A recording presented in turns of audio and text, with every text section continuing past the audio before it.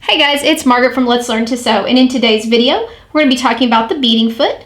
I'm going to show you how to use the beading foot to attach strings of beads to your fabric using your sewing machine. First, we're going to go ahead and zoom in and take a closer look at the beading foot.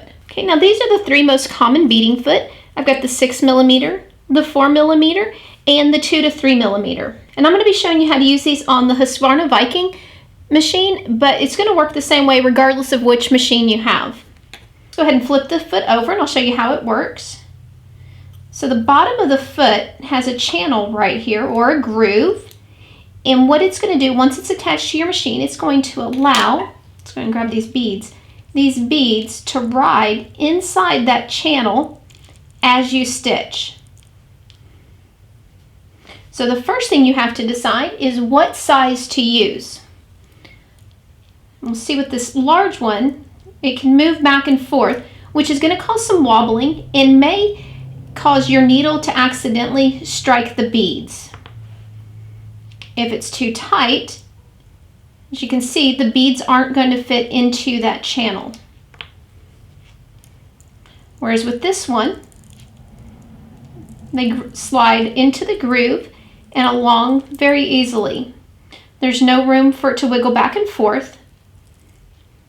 So we don't have to worry about the needle coming down and striking or our line becoming uneven.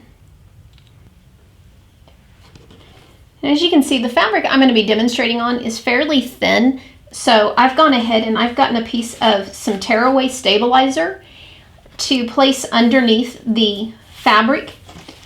And what we want is for our fabric to be right sides up. So I've got the stabilizer against the wrong side of my fabric. You're going to want to use either a tearaway or a wash-away stabilizer if the project you're attaching the beads to is very thin. Now, if you've got a couple layers of fabric, you may want to do a test stitch first to see if you need any kind of stabilizer. All right, before we head over to the machine, I'm going to go ahead and mark my fabric with where I want my beads to go. And it really depends on the project and your fabric whether or not you need to mark it. All right, I'm going to go ahead and go over and get my machine threaded up, and we'll pick up from there. My machine, I've got my beading foot on my machine. I have my bobbin and my top thread threaded with a thread that matches my fabric. And for my fabric, I did place a piece of interfacing, like I mentioned before, underneath. This is a tearaway. I've got my machine set on a zigzag stitch, and I increased my stitch length. I have it set at 4.5 and my stitch length is at 3. And what I'm going to do is I'm going to line up the line that I drew with the groove. Thread tells her to the back of the machine. I'm going to take my beads, I'm going to place them just a little bit past where I want them, and now I'm going to lower my presser foot. I'm going to turn the hand wheel towards me, and what I want to make sure is that it's going to come down and on either side. I can see that we're good with the clearance, and we're not going to push or pull. All we're doing is we're going to guide the beads where we want them, and as long as you keep that channel, that grooved area, lined up with where you want your beads, they're going to go on straight.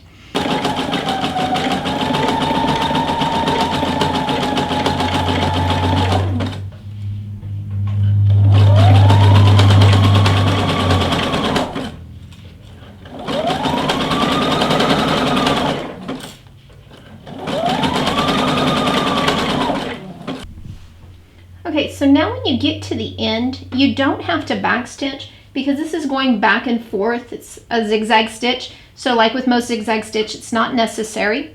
One thing you may notice, so if I go ahead and I raise my presser foot, because of that groove, it's not going to come out real easily. Most presser foots, if it's an automatic one, you just press your button again. It's going to come up higher.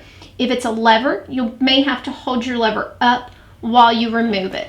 You're going to take it, pull it to the back, and go ahead and trim your threads. Here we have our finished piece. As you can tell, you can look down through here and you can't tell that I've used the pink thread. It just kind of blends in. In between here, there's going to be a little piece of thread. That's where we're going to snip. So as you can see, it's nice and straight. It lines up on our line. We flip it over, we can see our zigzag stitch.